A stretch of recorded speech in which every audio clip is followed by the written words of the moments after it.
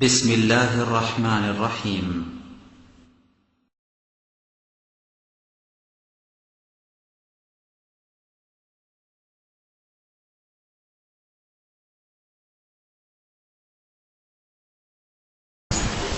الحمد لله نحمده ونستعينه ونستغفره ونؤمن به ونتوكل عليه ونعوذ بالله من شرور أنفسنا ومن سيئات أعمالنا من يهده الله فلا مضل له ومن يضلل فلا هادي له وأشهد أن لا إله إلا الله وحده لا شريك له وأشهد أن محمدا عبده ورسوله صلى الله عليه وسلم الذي أرسله بالحق بشيرا ونذيرا وداعيا إلى الله بإذنه وسراجا منيرا أما بعد فإن خير الحديث كتاب الله وخير الهدي هدي محمد صلى الله عليه وسلم وشر الأمور محدثاتها وكل محدثة بدعة وكل بدعة ضلالة وكل ضلالة في النار. أما بعد فقد قال الله تبارك وتعالى في الكلام المجيد والفرقان الحميد بعد أعوذ بالله من الشيطان الرجيم يا أيها الذين آمنوا اتقوا الله حق تقاته ولا تموتن إلا وأنتم مسلمون يا أيها الناس اتقوا ربكم الذي خلقكم من نفس واحدة وخلق منها زوجها وبث منهما رجالا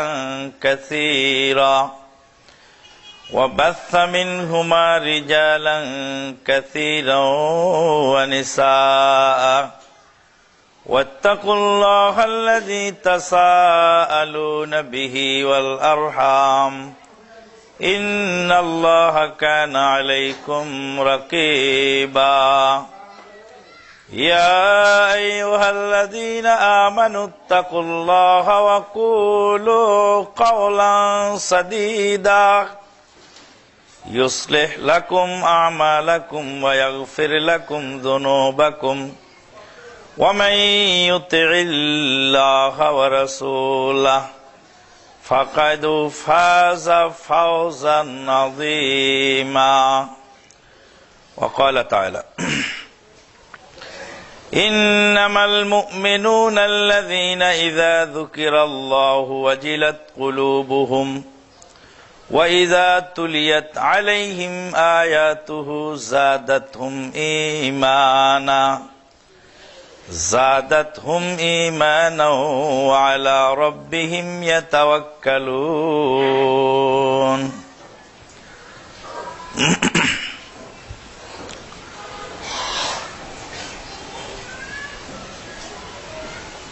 وقال النبي الأمين صلى الله عليه وسلم مثل المؤمن في توادهم وتراحمهم كمثل الجسد الواحد إذا اشتكى منه عضو تداعى لها سائر الجسد بالهمة والسهر أو كما قال عليه الصلاة والسلام.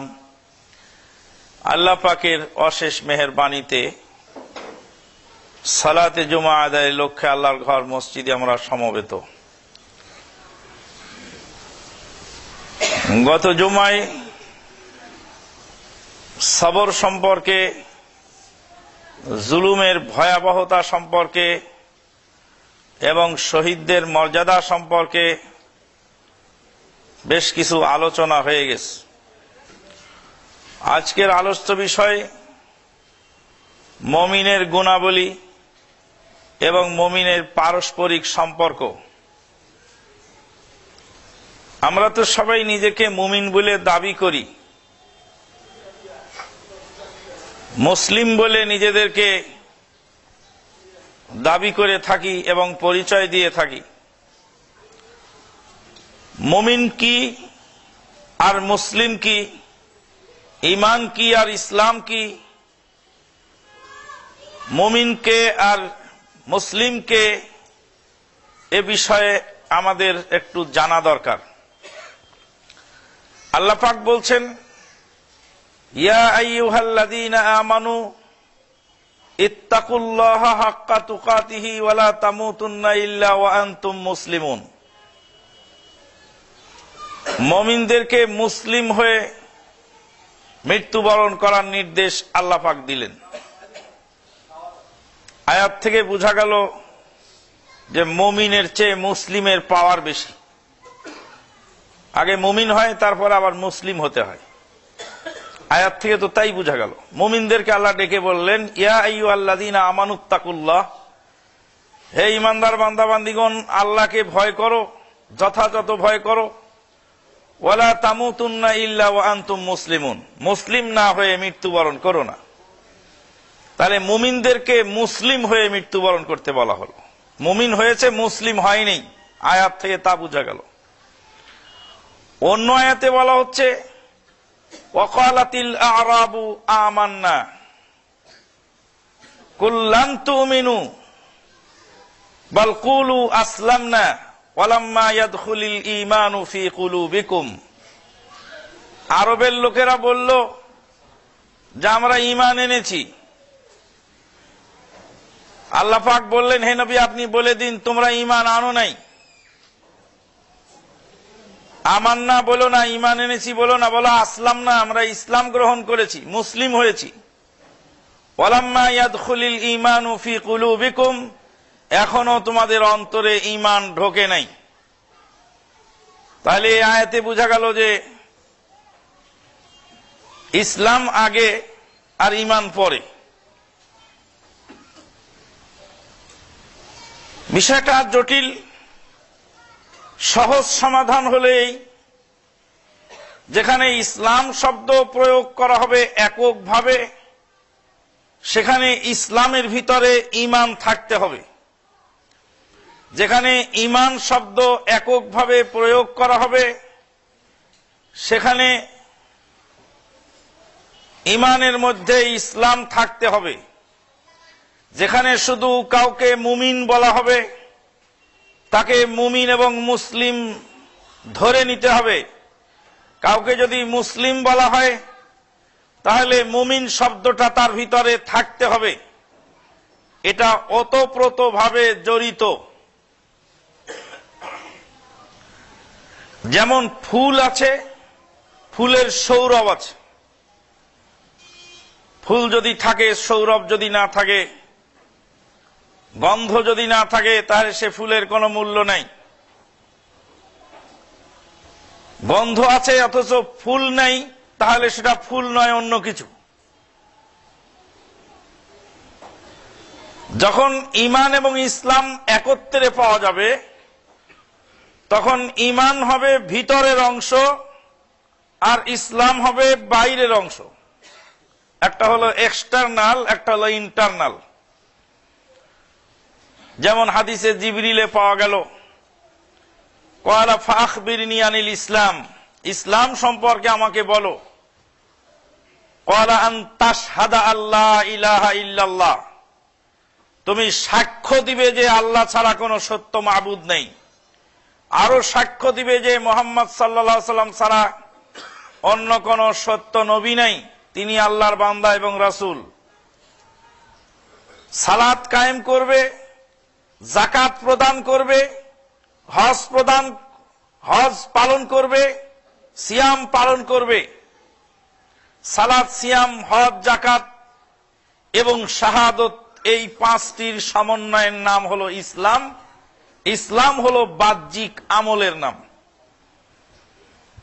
আর ঈমান হলো 6টি বিশ্বাসের নাম।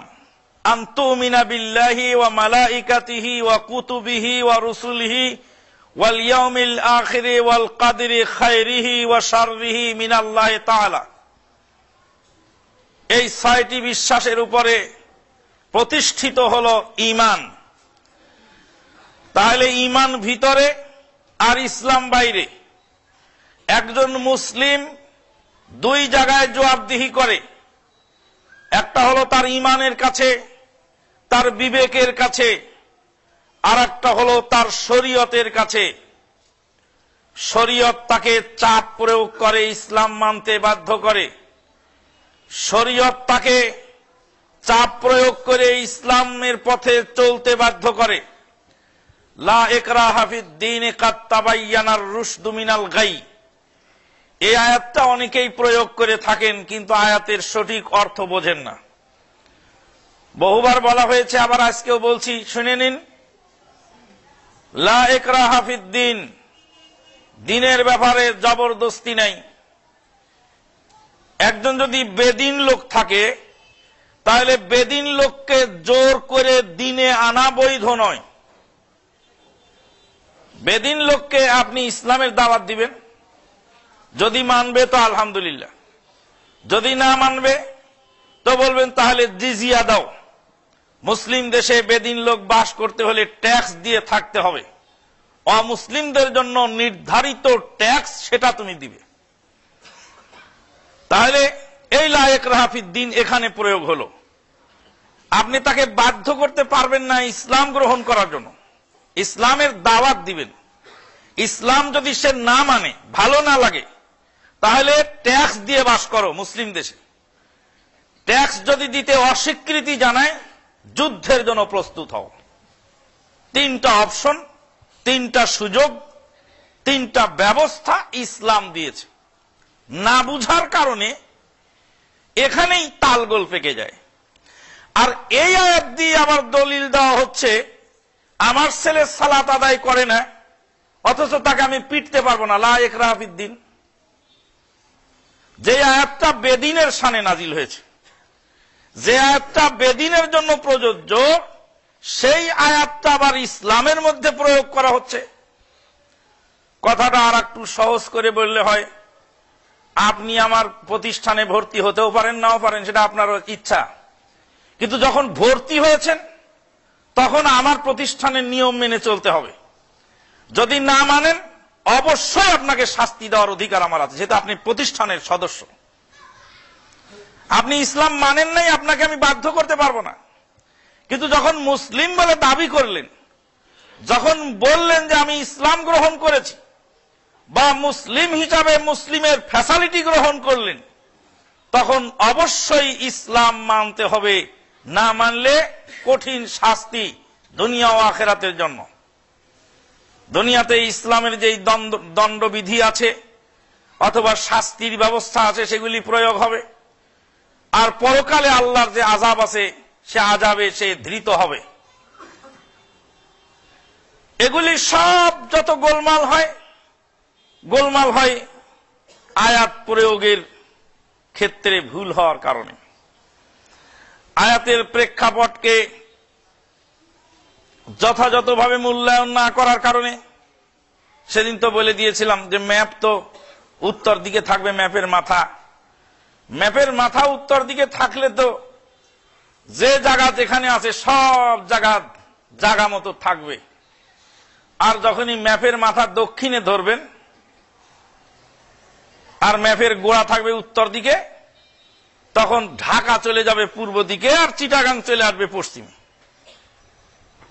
রাজশাহী চলে যাবে পূর্ব দিকে, আর ঢাকা চলে যাবে পশ্চিমে।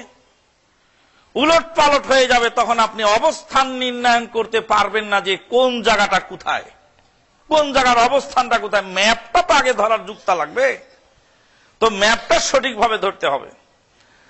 যাই হোক, মুসলিম এবং মুমিন সম্পর্কে মৌলিক পার্থক্য আমরা বুঝলাম। তাহলে এই আয়াত দুটির ব্যাখ্যা, ইয়া আইয়ুহাল্লাযীনা আমানুত্তাকুল্লাহ, ইত্তাকুল্লাহা হাক্কা তুকাতিহি ওয়া লা তামুতুন্না ইল্লা ওয়া আনতুম মুসলিমুন। ওহে যারা ঈমান এনেছো, বহু মানুষ মনে মনে বিশ্বাস করে কিন্তু আমলে আনে না। সুদ যে হারাম একথা বহু মানুষ মনে প্রাণে জানে। রাত 2:30টার সময় এক রিক্সাওয়ালার রিক্সায় চড়ে আসতেছিলাম। বাড়ি তার গাঙের ওপারে আর আমার বাড়ি হলো গাঙের এপারে, পদ্মা গাঙের এপারে আর ওপারে। গাং তো আর এখন নেই, পদ্মা খাল, পদ্মা খালের এপারে আর ওপারে। দাদাদেরকে আরো বলো আরো বেশি করে বাঁধ নির্মাণ করুক, তাহলে আর ব্রিজও লাগবে না। ব্রিজের টাকা পুরাটাই খেয়ে ফেলতে পারবে, অসুবিধা নেই। তো যাই হোক, পদ্মা গাঙের এপার আর ওপার। পদ্মা গাং তো নাই, এখন খাল হয়ে গেছে, মানে পদ্মা খালের এপার আর ওপার। রিক্সাওয়ালাকে জিজ্ঞেস করলাম যে বাবা নাম কি? তে বললো যে আমার নাম আসাদ শেখ। তা আসাদ শেখ কি আজকে ফজরের সালাতটা আদায় করেছে? রাত 2টার সময় রিক্সাওয়ালার সাথে কথা হচ্ছে গত রাতে। তো বলছে না, তো সালাত যে আদায় করতে হবে এটা বুঝি, খুব চেষ্টাও করি, মনের ভিতরে জাগে, কিন্তু হয় না। তাহলে অনেক মানুষের মনের ভিতরে জাগে যে আমি সুদ খাবো না, হারাম বর্জন করব, ভালো পথে চলবো, একথা মনের ভিতরে জাগে, কিন্তু কাজে পরিণত করতে পারে না। তাদেরকে আল্লাহ বলছেন, ওহে যারা ভিতরে বিশ্বাস রেখেছো কিন্তু কাজে এখনো করনি, কাজ করে তারপরে মরো। তাহলে ক্লিয়ার হয়েছে, ভিতরের বিশ্বাস অনুযায়ী বাইরের কাজটা মিলাও। দাড়ি রাখতে হবে তা তো বুঝেছো, দাড়িটা ছেড়ে দাও। সালাত আদায় করতে হবে বুঝছো, তো সালাত শুরু করো। সুদের কারবার ছাড়তে হবে বিশ্বাস করো, তো ছেড়ে দাও। বিবিকে পর্দায় রাখতে হবে বিশ্বাস করো, তো ছেড়ে দাও। ভিতরে ভিতরে তোমার বিশ্বাস গুমরে গুমরে মরলে হবে না। ওয়ালা তামুতুন্না ইল্লা ওয়া আনতুম মুসলিমুন। ওয়াকালাতিল আরাবু আমান্না, আরবের লোকেরা বলল আমান্না, ইসলামে ঈমান এনেছি। আল্লাহ পাক বললেন কুল্লাম তুমিনু, তোমরা এখনো মুমিন হতে পারোনি, বাল কুলু আসলামনা। রাসূলুল্লাহ সাল্লাল্লাহু আলাইহি ওয়াসাল্লামের সুষমা দেখে, ইসলামের সুষমা দেখে বাহ্যিক দৃষ্টিতে কেবলমাত্র তোমরা আত্মসমর্পণ করেছ, ইমানের শিকড় ভিতরে এখনো গজায়নি। তাহলে ইমানের শিকড় ভিতরে গজাতে হবে আর বাইরে পত্র পল্লবে সুশোভিত হতে হবে, তাহলে ইমানের গাছ তাজা হবে, সেই গাছের ফল পাওয়া যাবে। আয়াত দুটি মোটামুটি বুঝা গেল। আল্লাহ পাক বলছেন ইন্নামাল মুমিনুনা আল্লাযীনা ইযা যুকিরাল্লাহু ওয়াজিলাত কুলুবুহুম। মুমিন তো তারাই যখন আল্লাহর কথা স্মরণ করা হয়। ইযা যুকিরাল্লাহু ওয়াজিলাত কুলুবুহুম, যখন আল্লাহর কথা স্মরণ করা হয়, ওয়াজিলাত কুলুবুহুম, তখন তাদের অন্তর বিগলিত হয়, অন্তর গলে যায়, অন্তরের ভিতরে একটা অনুপ্রেরণা জাগে। আল্লাহ পাক অন্য আয়াতের মধ্যে বলছেন ওয়াইযা যুকিরাল্লাহু ইশমাআযাত কুলুবুল্লাযীনা লা ইউমিনুন, যখন আল্লাহর কথা বলা হয় তখন অন্তরটা সংকুচিত হয় যারা বেঈমান তাদের। আর যখন গায়রুল্লাহর কথা বলা হয় তখন তাদের অন্তরটা প্রফুল্ল হয়ে যায়। আজকে সারা বাংলাদেশের হাজার হাজার ওয়াজ মাহফিলের মধ্যে গিয়ে দেখেন, আমার বুজুর্গ জায়নামাজ বিছায়, আমার বুজুর্গ জায়নামাজ বিছিয়ে নদী পার হলেন, সুবহানাল্লাহ। আমার পীর সাহেব কেবলা অমক রাত্রিতে ইবাদত করতেছিলেন, সুবহানাল্লাহ। 1.5 ঘন্টা 2 ঘন্টা 2.5 ঘন্টা 14 ঘন্টা বক্তৃতা হচ্ছে, পুরা বক্তৃতা A to Z তার পীরের জারি গান। আল্লাহর কথাও নেই, রাসূলের কথাও নেই। ইযা যুকিরাল্লাহু ওয়াজিলাত কুলুবুহুম, আল্লাহর কথা যখন বলা হয় তখন তাদের অন্তর প্রকম্পিত হয়, বিগলিত হয়। ওয়া ইযা তুলিয়াত আলাইহিম আয়াতুহু যাদাতহুম ঈমানা, যখন তাদের উপরে আল্লাহর আয়াত তেলাওয়াত করা হয় তখন তাদের ঈমান বৃদ্ধি পায়, ঈমান বেড়ে যায়। আল্লাহ রাব্বুল আলামিন বলছেন, ইয়াসআলুনাকা আনির রূহ কুলির রূহু মিন আমরি রাব্বি ওয়া মা উতিতুম মিনাল ইলমি ইল্লা কালিলা।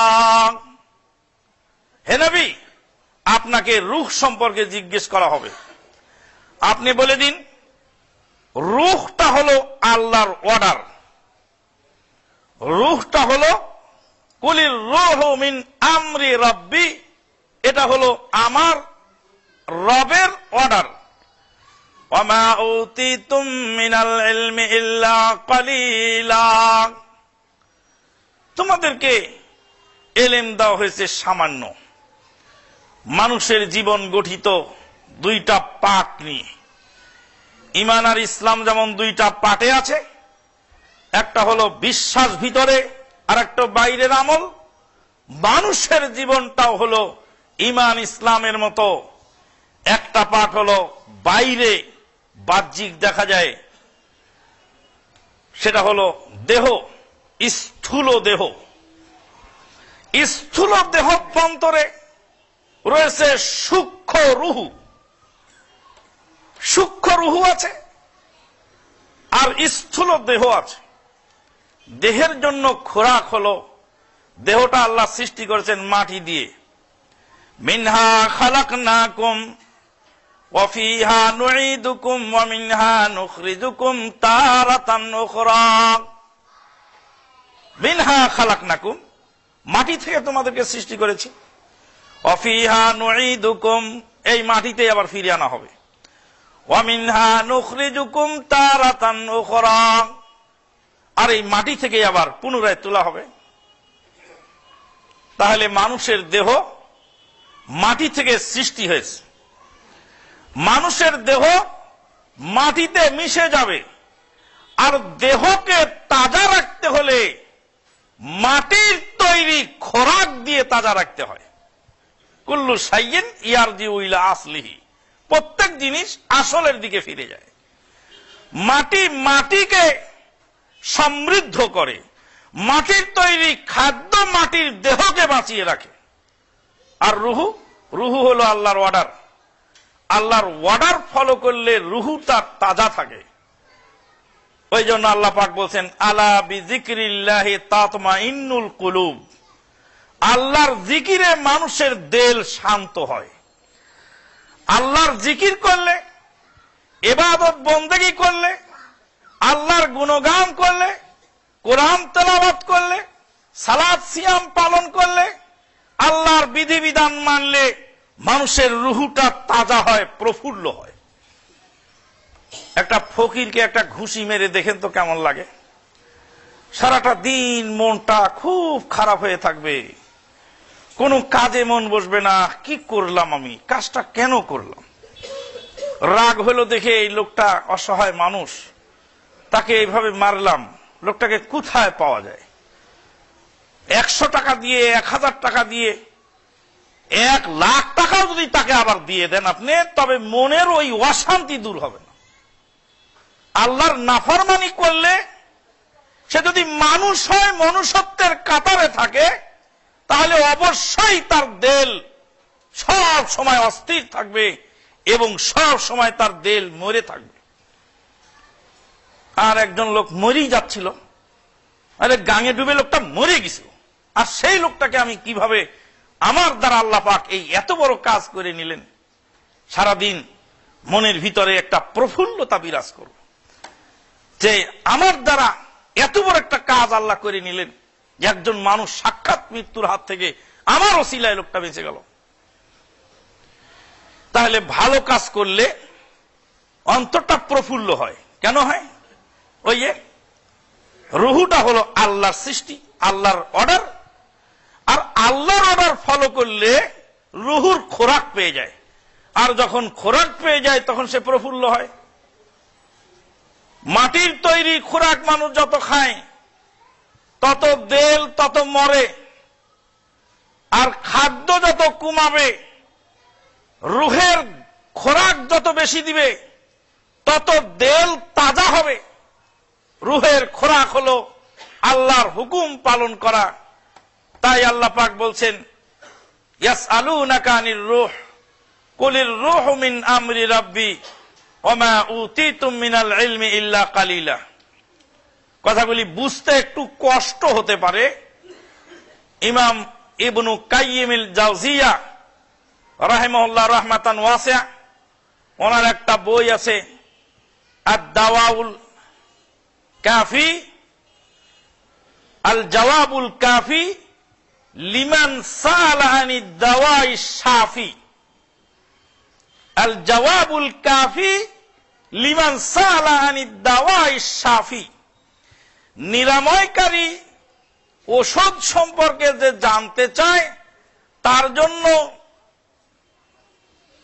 উপযুক্ত এবং পর্যাপ্ত যথেষ্ট, উপযুক্ত পর্যাপ্ত এবং যথেষ্ট জবাব, আল জওয়াবুল কাফি।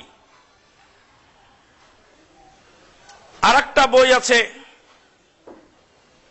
হাদিউল আরওয়াহ, আরেকটা কিতাব আছে কিতাবুর রূহ, রূহ সম্পর্কে।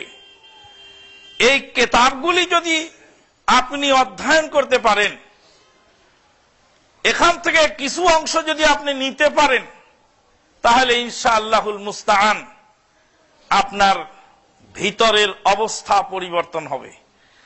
ভিতরের অবস্থা যদি মানুষের পরিবর্তন না হয়, বাইরের অবস্থা পরিবর্তন হওয়াটা জটিল।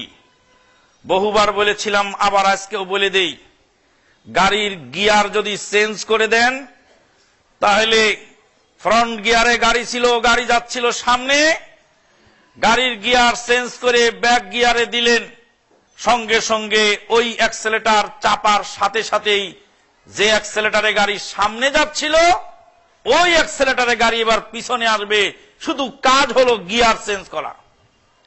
আর এই গিয়ার চেঞ্জ করার কাজটাই হলো আকীদা বিপ্লব, যেটা আপনি বুঝতে পারেন নাই, আমরা বুঝতে পারি না, অথচ কমিউনিস্টরা বুঝেছে ভালো করে। যেটাকে গাজউল ফিকরি, চিন্তা চেতনার লড়াই, মানুষের সাংস্কৃতিক আগ্রাসন, সাংস্কৃতিক আগ্রাসন বড় ভয়াবহ। শেখ আব্দুল আজিজ বিন আব্দুল্লাহ বিন বাজ রহমাতুল্লাহ আলাইহি বলছেন যে মানুষের সাংস্কৃতিক আগ্রাসন হলো অস্ত্রের আক্রমণ থেকে সুশিক্ষিত এবং প্রশিক্ষিত মিলিটারি আগ্রাসন থেকেও ভয়াবহ। লাঠির বাড়ি ফিরানো সহজ, লাঠির বাড়ি ফেরানো যায়, চট করে হাত দিয়ে দেখা যায় লাঠি, কিন্তু স্লো প্রয়োজনে আপনাকে মারলে ওটা আপনি ধরতে পারবেন না। আপনাকে দিয়ে যে সব কাজ করে নেওয়া হবে সেই কাজ জটিল। আল্লাহ পাক বলছেন, ইন্নামাল মুমিনুনা আল্লাযীনা ইযা যুকিরাল্লাহু ওয়াজিলাত কুলুবুহুম ওয়া ইযা তুলিয়াত আলাইহিম আয়াতুহু যাদাতহুম ঈমানা ওয়া ইযা তুলিয়াত আলাইহিম আয়াতুহু যাদাতহুম ঈমানা। যখন আল্লাহর আয়াত তাদের সামনে তেলাওয়াত করা হয়, আল্লাহর আয়াত দুই প্রকার, আল্লাহর আয়াত দুই প্রকার। একটা হলো আয়াতুল কাউনিয়া কাদারিয়া, আর একটা হলো আয়াতুল কুরআনিয়া। আয়াতুল কুরআনিয়া ও আয়াতুল কাউনিয়া কাদারিয়া। ইন্না ফি খালকিস সামাওয়াতি ওয়াল আরদি ওয়া ইখতিলাফিল লাইলি ওয়ান নাহার লাআয়াতিল লিউলিল আলবাব الذين يذكرون الله قياما وقعودا وعلى جنوبهم ويتفكرون في خلق السماوات والأرض ربنا ما خلقت هذا باطلا سبحانك فقنا عذاب النار إن في خلق السماوات والأرض واختلاف الليل والنهار আসমান জমিন সৃষ্টি, রাত আর দিনের আবর্তন এবং বিবর্তন, আগমন এবং প্রস্থান। লায়াতিল লিউলিল আলবাব, এর মধ্যে রয়েছে আয়াত, নিদর্শন। আয়াত মানে হলো নিদর্শন, এটা হলো আয়াতুল কাউনিয়া কাদারিয়া। ইন্না ফি যালিকা লায়াতিল লিউলিল আলবাব الذين يذكرون الله قياما وقعودا وعلى جنوبهم, যারা শুয়ে বসে এবং দাঁড়িয়ে আল্লাহকে স্মরণ করে। হুজুর সাহেব বলে দিয়েছেন ওযু করে বসবে, একদম কেবলামুখী, মশা কামড় দিলে নড়া যাবে না, বাতের রোগে যদি বিরাট মারাত্মক সমস্যায় পড়ো তাও তুমি উলট পালট করতে পারবে না, একদম ধীর স্থির ভাবে কাঠের মূর্তির মতো কোরআন তেলাওয়াত করো। আর আল্লাহ বলছেন আল্লাযীনা ইয়াযকুরুনাল্লাহা কিয়ামা, দাঁড়িয়ে, ওয়া কুউদা, বসে, ওয়া আলা জুনুবিহিম, আর শুয়ে। আপনার শরীর ক্লান্ত আছে, শুয়েই কোরআন তেলাওয়াত করেন।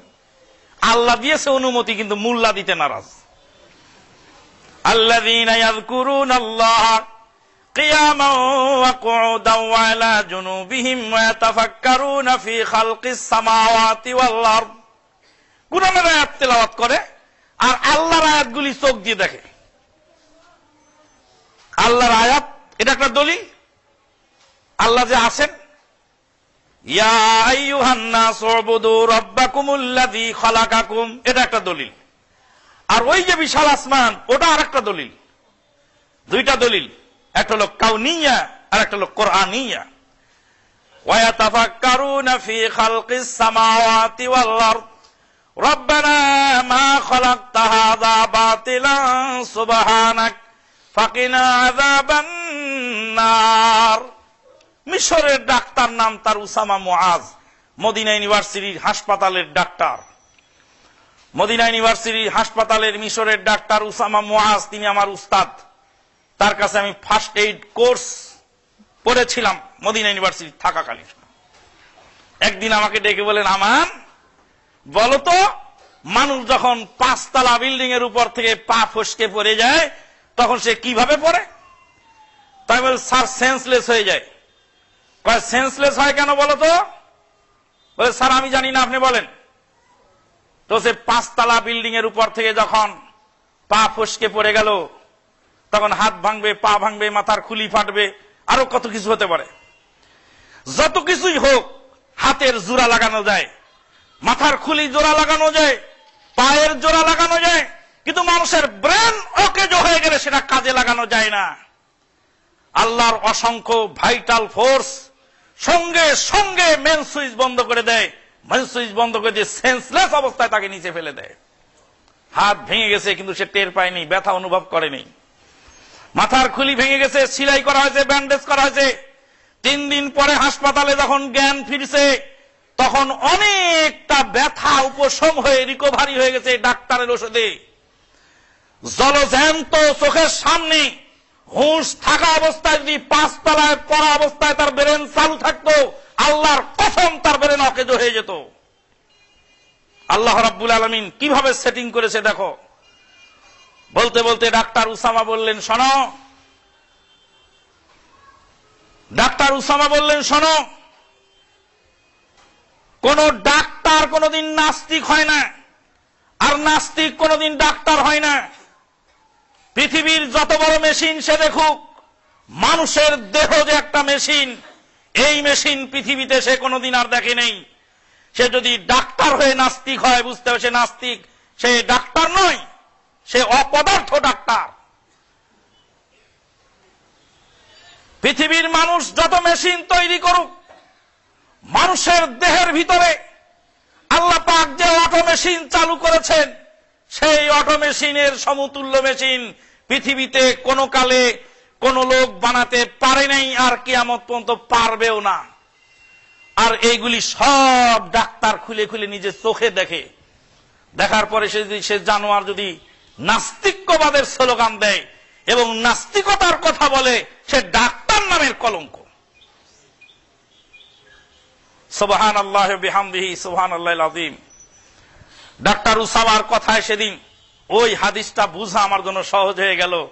আল্লাহর নবী বলেন, আল মুসলিমু মাসালুল মুসলিমি মাসালুল মুমিনি ফি তাআদ্দুহিম ওয়া তারাহুমিহিম কামাসালিল জাসাদিল ওয়াহিদ ইযা ইশতাকা মিনহু উযুন তাদাআলাহা সাইরুল জাসাদি বিল হুম্মা ওয়াস সাহার আও কামা ক্বালা আলাইহিস সালাতু ওয়াস সালাম, রাওয়াহু মুসলিম।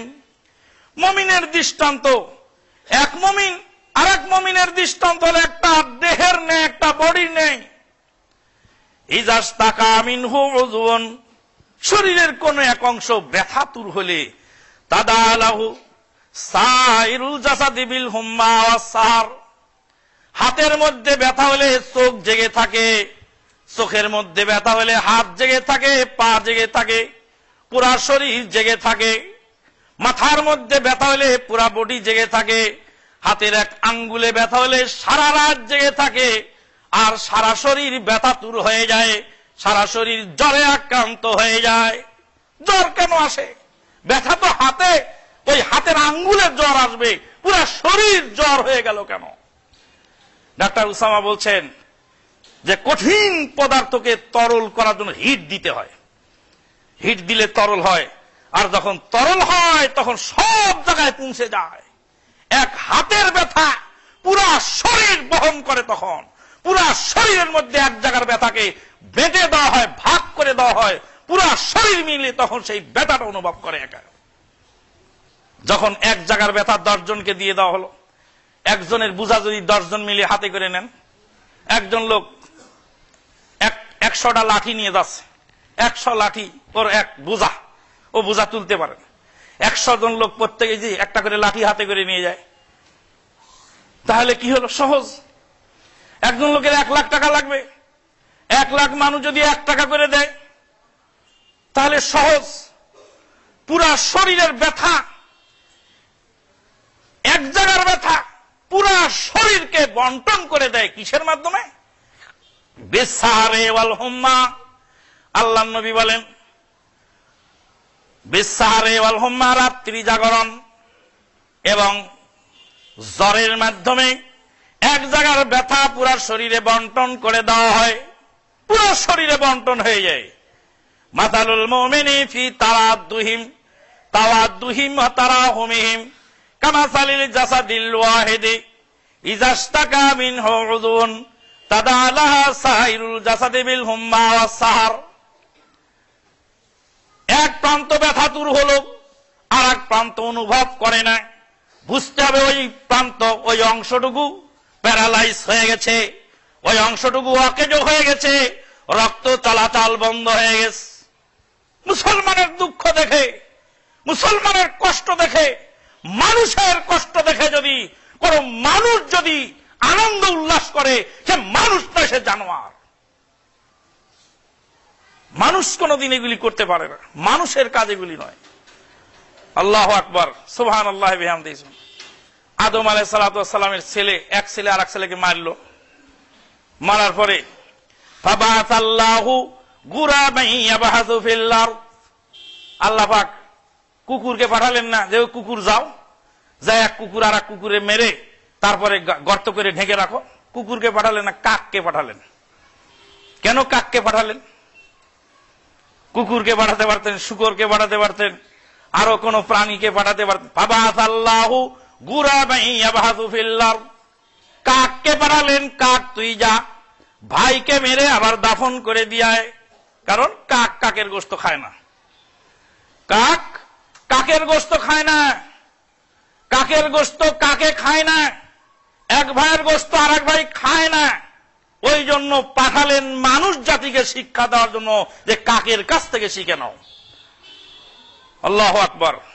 ফাবাসাল্লাহু গুরাবান ইয়াবহাসু ফিল আরদ লিওয়ারি কাইফা ইওয়ারি সাওয়াতাহি।